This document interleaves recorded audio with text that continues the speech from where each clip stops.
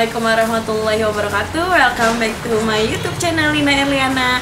Nah, di video kali ini sharing is caring, kita akan ngebahas tentang ilmu filsafat. Nah, kalian pasti penasaran dong siapa nih yang kita undang, alumni SMA 14 yang kebetulan kuliahnya atau lagi studi di jurusan ilmu filsafat. Kita langsung aja undang orangnya, Kak Agung. Halo. Halo. Halo Kak Agung, gimana kabarnya Kak Agung? Alhamdulillah baik, sehat-sehat. Oke. Nah, sekarang kuliah filsafat di mana nih? Di kampus yang punya julukan kampus kerakyatan, kampus perjuangan, kampus Pancasila.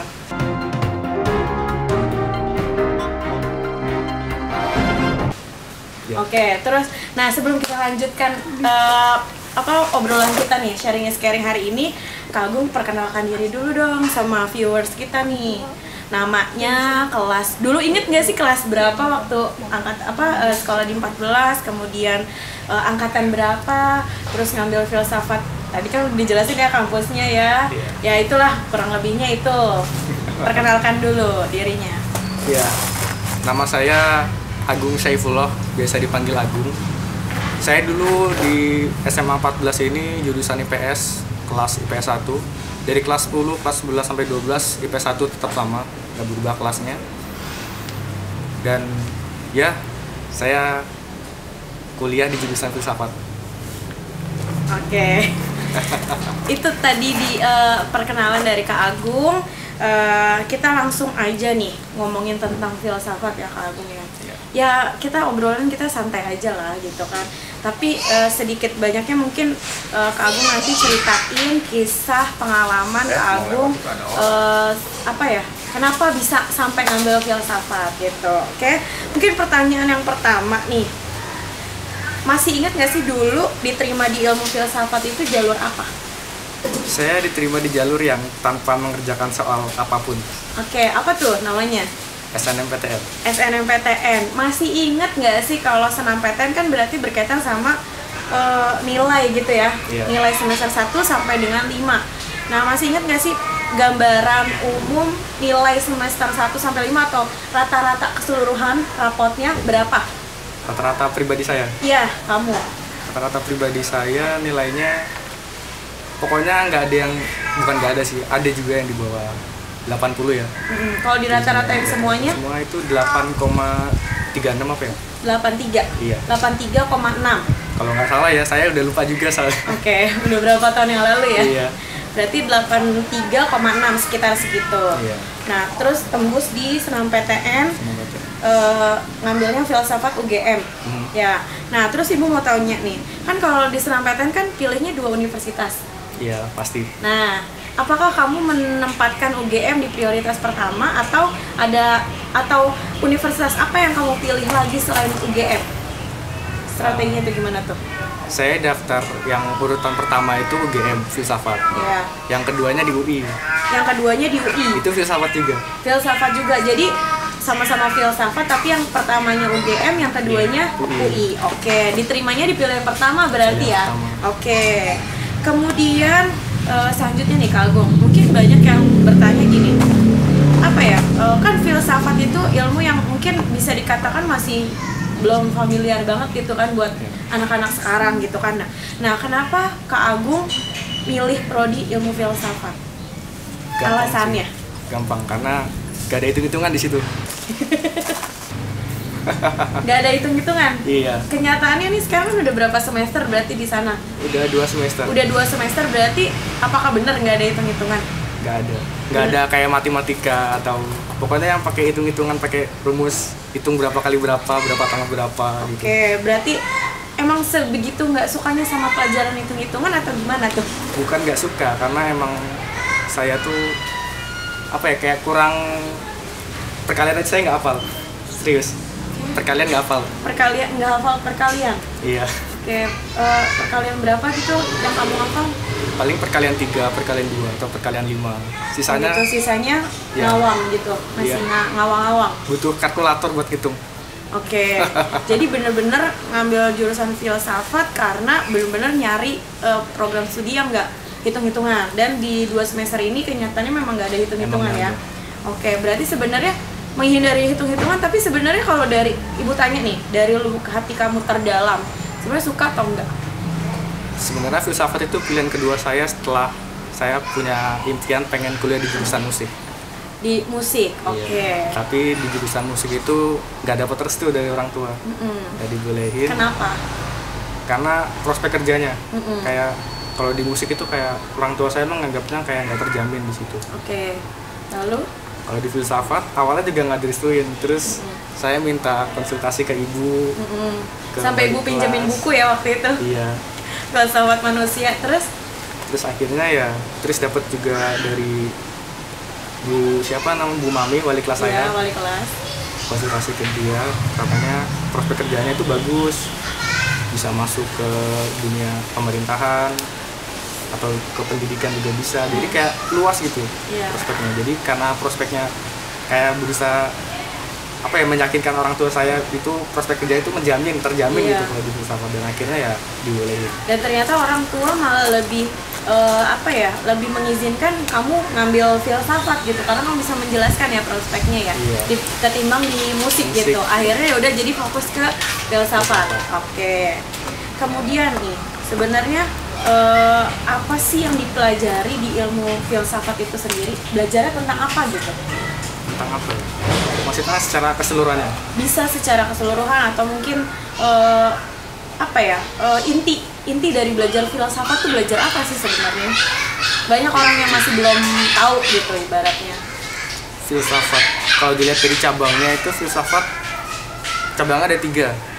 Yang pertama epistemologi, yang kedua ontologi, yang ketiga aksiologi. Nah, yang pertama epistemologi itu berkaitan dengan pengetahuan.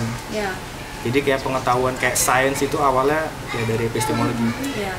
Terus yang kedua ontologi itu berkaitan dengan ide-ide, paham-paham, ideologi. Ya itu lebih kalau saya pribadi itu berkaitan sama politik sih, soalnya komunisme, liberal. Ideologi ya. Iya. Tadi yang pertama apa?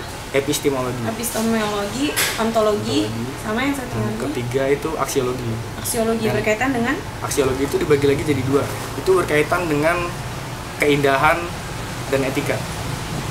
Estetik berarti ya? Iya, keindahan dan etika. Etika itu kan pasti berkaitan dengan perilaku manusia. Bagaimana manusia itu menjadi baik, bagaimana cara manusia berperilaku gitu. Ya, kira-kira begitu sih. Dan ya kalau secara intinya filsafat itu membahas soal manusia, masyarakat, terus tentang kosmologi, tentang sains juga. Tapi nggak secara mendalam kayak ilmu pasti lainnya gitu. Nah, banyak orang yang berpikir bahwa kalau misalnya jurusan filsafat itu berarti bertanya, ibaratnya mempelajari sesuatu hal sampai ke akar-akarnya mendalam. Betul nggak pernyataan seperti itu? Sampai ke akar-akarnya, iya. Betul sih. Sejauh kamu pelajari sekarang? Sejauh yang saya pelajari, dari mata kuliah yang saya pelajari di kampus, dari apa yang dosen jelasin itu masih kayak pengenalan tentang tokoh-tokohnya. Masih awal-awal. Masih dasar ya? Masih dasar. Oke, berarti tapi bisa menurut kamu sendiri, persepsi kamu, mungkin pernyataan itu bisa mungkin nggak? Atau emang iya gitu? Nah, saya pribadi juga belum bisa menguasai bagaimana cara berpikir secara mendalam sampai ke akar-akarnya ya, karena ya saya juga termasuk mahasiswa yang nggak terlalu menonjol di kampus gitu. Oke, kamu rendah hati sekali. Oke, lanjut ya. Nah, kita tadi ngomongin apa yang dipelajarin, kan udah dijelasin tadi ada epistemologi, ontologi, sama aksiologi. Nah, kalau mata kuliahnya sendiri, mata kuliah apa sih yang ada di filsafat gitu? Filsafat tuh mata kuliahnya ada macam-macam tuh kan pasti. Yang jelas sudah nggak ada hitung-hitungan. Nah, ada apa aja tuh? Yang sejauh ini saya pelajari dari semester 1 ke semester 2, mata kuliahnya ya, ada logika. Iya. Logika aja namanya? Logika 1, terus semester 2 logika 2. Oh gitu, oke. Ada lanjutannya gitu. Terus ada filsafat barat, pramodern. Iya. Terus semester 2-nya filsafat barat modern. Ada filsafat Cina pramodern, filsafat di semester keduanya filsafat Cina modern. Jadi yang semester pertama itu pramodern, yang keduanya modern. Oh gitu, modern, pramodern. Iya. Ada 2 tuh. Ada 2. Oke. Itu filsafat barat, filsafat Cina, filsafat Nusantara juga ada, filsafat India. Oke. Berarti sebenarnya kalau ibu ini hampir sama ya, psikologi juga ibu belajarnya ada psikologi timur gitu kan, psikologi feminisme, psikologi barat kan ada juga kayak gitu. Filsafat juga begitu ya? Juga begitu. Mungkin cuma lebih detailnya lagi lebih ke filsafatnya ya. Oke, terus di prodi ilmu filsafat nih, mayoritas kebanyakan jurusan IPA atau IPS sih? Maksudnya yang alumni dari SMA gitu? Iya betul, kan kebanyakan lulusan dari SMA mana kan, nggak cuma di SMA 14 Bekasi dong. Kan kamu doang tuh. Kamu doang. Nah itu tuh di kelas filsafat kamu nih, di prodi filsafat, di kelasmu apakah kebanyakan anak IPA atau kebanyakan anak IPS? Atau hanya anak IPS atau hanya anak IPA gitu? Kalau banyak sih, saya juga jarang nanya sama teman saya di sana, dulu jurusan apa sih gitu. Jarang, bahkan nggak pernah malah. Oke. Jadi yang dari IPS ada, yang dari IPA juga ada juga yang dari jurusan bahasa, Bu. Oh ada di filsafat? Iya. Oke. Dari jurusan bahasa dia masuk ke filsafat, ternyata bisa. Jadi nggak cuman hanya IPS atau IPA aja yang bisa masuk filsafat. Itu terbuka sih, dari semua jurusan dari SMA bisa masuk ke situ. Berarti semua jurusan nggak hanya IPA atau IPS aja ya? Bahasa pun ada di sana. Oke, cuma mayoritasnya terbanyaknya mana kamu nggak tahu gitu, karena kamu nggak nge-sensus ya ibaratnya. Oke, terus, nah bener nggak sih nih kalau menurut banyak orang atau persepsi dari banyak orang bahwa kalau ngambil prodi filsafat itu pemikirannya jadi berat? Bener nggak? Menurut kamu atau kamu yang kamu rasain gitu? Apakah sejauh itu? Apa seberat apa sih gitu? Karena banyak yang mikir jadi kayak enggak kalau ngambil filsafat berat gitu. Pasti ibu sering banget denger kalimat itu. Apakah benar seperti itu menurut kamu? Kalau dari berat enggaknya itu soal perspektif doang sih ya. Misalkan kayak kita ngobrol sama tukang becak gitu, tukang becak kan dia kayak maksudnya pendidikannya nggak terlalu itu banget gitu. Jadi kalau diajak ngomong soal tentang hal yang berkaitan dengan pendidikan itu pasti si tukang becak itu menganggapnya pasti itu hal berat gitu. Oke. Jadi itu kayak cuman soal perspektif. Tinggal tergantung orang itu memandang dari perspektif yang mana. Intinya gitu. Kalau berat atau enggak relatif kan, tinggal balik lagi ke diri sendiri gitu. Nah menurut kamu sendiri, kamu ngerasainnya sejauh ini? Yes or no? Enggak sih. Enggak. Tapi rasanya kayak bisa lebih bijak gitu. Maksudnya kayak misalkan ada suatu konflik di antara kedua belah pihak itu kita harus ngelihat dari perspektif yang kubu satunya dari keduanya gitu. Dari keduanya, nggak cuma melihat dari satu sisi saja. Oke, itu jadi pembelajaran buat kamu juga ya semenjak masuk filsafat. Terus bisa mengarahkan diri sendiri juga. Bisa. Mengarahkan diri sendiri dalam artian? Dalam artian bagaimana menentukan hidupnya, tujuannya mau ngapain sih kita hidup ini. Oke, berarti planning ke depannya, untuk planningnya ya, sudah terarah.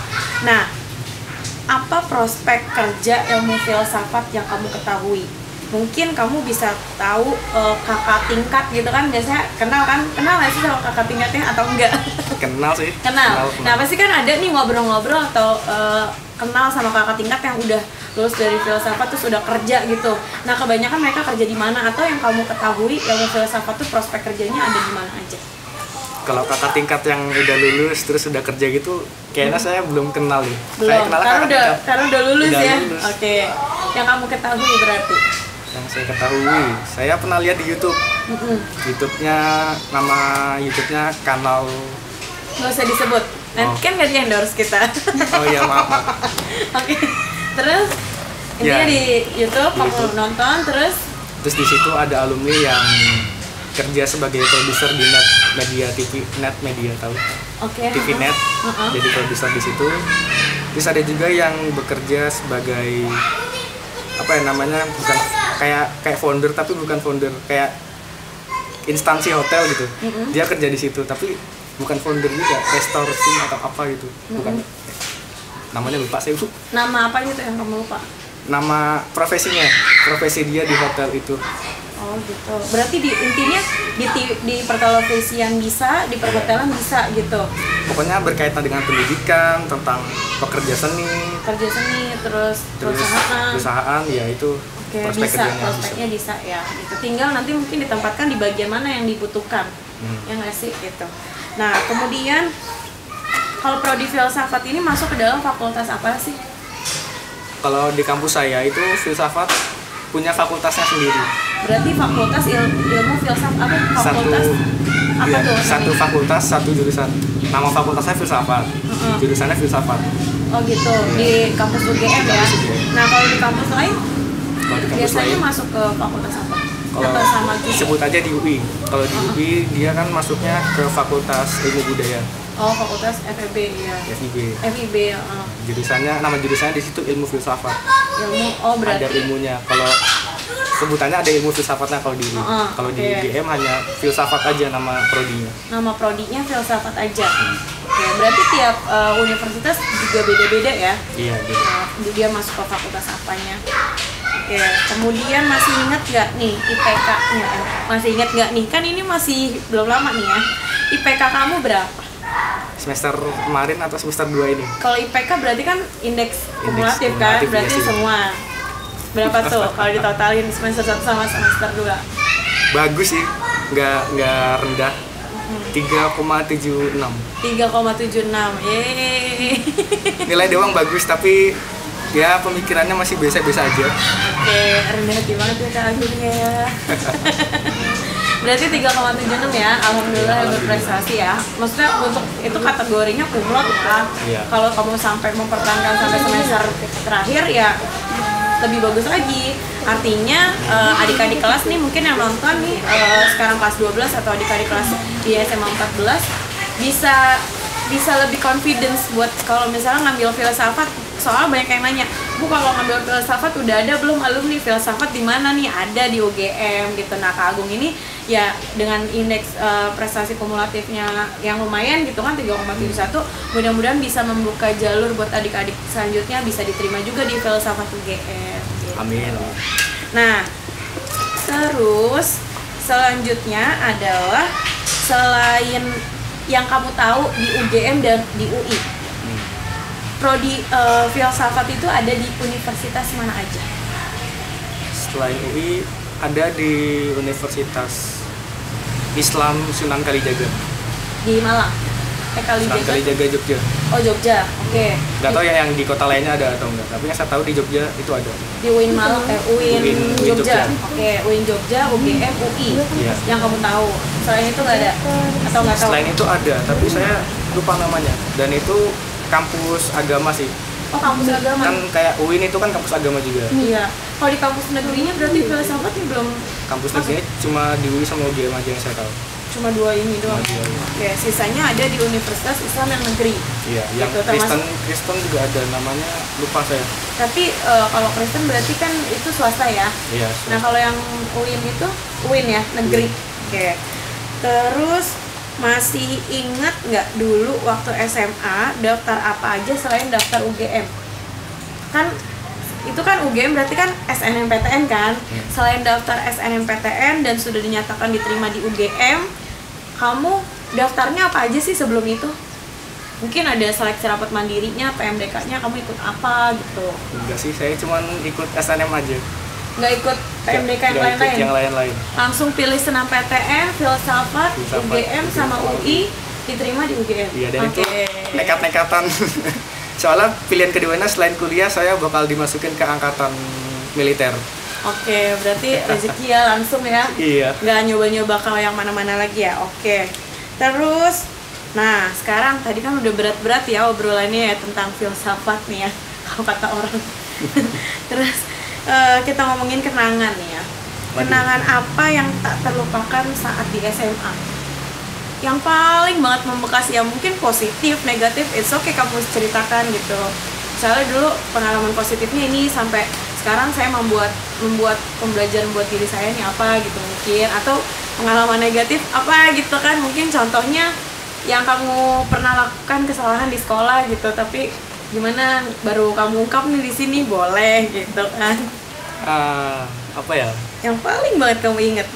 Kenangan yang paling saya ingat itu waktu pertama kali ada acara Eksplorasi. Oke. Yang tahun 2018, waktu itu saya masih kelas 11. Kamu tampil? Ya, saya tampil jadi gitaris di situ, main band. Oke, kamu punya kelompok band sendiri atau emang kamu join-join aja sama teman? Punya kelompok band sendiri. Oke, di sama-sama SMA 14? Sama SMA 14, satu kelas malah. Satu kelas, Geng Pandawa bukan? Ya, ada sih, ada di Pandawanya. Sama si siapa namanya? Sama Randy. Sama Randy, sama siapa lagi? Randy, Dani, Luis, Sadila. Mana kalian? Randy, Dani, Luis, terus Sadila. Oke, ya Sadila ya. Nyanyinya Sadila kan, iya. aku tahu. Oke, terus pertanyaan terakhir ya. Dan ini mungkin bisa jadi apa ya? Pesan lah buat adik-adiknya. Apa motivasi terbesar dalam hidup kamu? Hingga kamu bisa ibaratnya dapet sih diterima di senam PTN, dapet ilmu filsafat yang memang kamu pengen banget itu gitu, terus Allah kasih gitu kan ibaratnya gitu, terus dapet PTN dan prodi yang memang kamu minatin gitu. Motivasi kamu buat mencapai itu tuh apa sih gitu? Motivasi berarti dorongan ya? Yes. Punya cita-cita sih. Cita-cita? Iya. Cita-citanya itu? Bukan, maksudnya punya cita-cita yang lain yang lebih dari itu. Apa tuh contohnya? Saya punya cita-cita itu pengen hidup yang enak. Hidup yang enaknya maksudnya gak cuma sekedar punya materi yang secara finansial, punya hal-hal yang mewah gitu ya nggak gitu juga, tapi maksudnya hidup yang enak itu kita bisa bermanfaat buat orang lain ya, itu juga. Pokoknya saya pengen punya perkebunan, terus perkebunan itu bisa jadi supplier buat instansi lainnya gitu. Oke, pemasok berarti. Pemasok ya? Iya. Sehingga itu jadi membuat kamu bisa lebih berusaha giat lagi untuk mencapai itu. Itu motivasi kamu. Impian saya banyak sih Bu masalahnya. Nggak apa-apa kamu sebutin, kita rela yang ngedengerin ya. Ya, mulai dari jadi gitaris band. Oke. Pokoknya gitaris yang diakui sama semua orang. Saya bisa main gitar nih gitu. Eksistensialismenya diakui, oke. Ya. Lalu? Terus ya tadi punya perkebunan. Punya perkebunan yang bisa memasok ke beberapa instansi. Kemudian? Terus saya pengen bikin sekolah sendiri. Pengen bikin sekolah sendiri, sekolah apa tuh? Sekolah yang apa ya? Pokoknya bisa membangkitkan dunia pendidikan Indonesia. Oke, yang sekolah bisa membangkitkan pendidikan di Indonesia kan, karena pendidikan Indonesia ini kan masih agak kurang ini ya. Pokoknya kurang kayak kalah bersaing sama negara lain, masih belum bisa melampaui negara lain. Oke, mudah-mudahan bisa sekolah yang kamu nanti akan dirikan bisa lebih mengungguli gitu lah, ibaratnya bisa lebih dilihat di mata dunia gitu. Dan sekolahnya juga nggak cuma soal tentang mengungguli negara lain juga sih, tapi juga membangun pribadi seseorang di sekolah saya itu. Oke, karakter. Saya pengen sih jadi foundernya sih, bukan jadi kepala sekolahnya. Ya, oke. Mudah-mudahan kamu bisa jadi foundernya ya. Iya. Terus mungkin singkat kata ada pesan atau kalimat-kalimat bijak yang bisa kamu sampaikan ke viewers atau ke adik-adik kelas yang nonton video ini yang bisa buat kasih semangat buat mereka. Intinya jangan pernah bohong, harus terus jujur. Jadilah orang yang jujur. Jujurnya maksudnya kayak jangan nyontek, terus sesuai apa yang diomongin sama guru ya turutin aja. Turutin apa kata guru selama itu perkataannya baik dan benar. Oke. Lalu ada lagi? Apa lagi ya? Selalu tepat waktu dan rajin. Oke, disiplin dan rajin ya. Oke, itu pesan dari Kak Agung nih buat kalian yang sekarang masih berjuang buat sampai di titik kayak Kak Agung dan kakak-kakak alumni lain yang sudah memantapkan hatinya di PTN dan prodi yang dia minatin gitu. Oke, untuk hari ini terima kasih banyak nih Kak Agung sudah join Sharing is Caring. Semoga apa yang disampaikan sama Kak Agung, bincang-bincang kita hari ini bermanfaat buat yang nonton ataupun siapapun di sana yang nonton. Ibaratnya mudah-mudahan sesi kita ini bermanfaat lah buat kalian dan bisa mencharge semangat dan energi kalian buat ayo berjuang, semangat gitu kan. Kak Agung aja bisa, kenapa kalian enggak gitu, ibaratnya gitu. Dan ingat tadi pesannya adalah harus jadi orang yang jujur, kemudian apa tadi, disiplin, rajin. Terus dengerin kata gurunya selagi kata gurunya itu baik. Dan ya pastinya setiap guru pasti memberikan sesuatu atau kalimat-kalimat yang baik ya gitu kan, ibaratnya gitu. Nah itu hal-hal yang mungkin perlu dicontoh dari Kak Agung gitu. Oke, terima kasih Kak Agung sudah hadir. Sama-sama. Di sharing hari ini, jauh-jauh loh dari Jogja. Oke gitu. Oke, terima kasih untuk semuanya. Jangan lupa nontonnya yang full ya pokoknya ya, biar kalian bisa dapat makna dari obrolan kita hari ini. Oke, assalamualaikum warahmatullahi wabarakatuh. Terima kasih.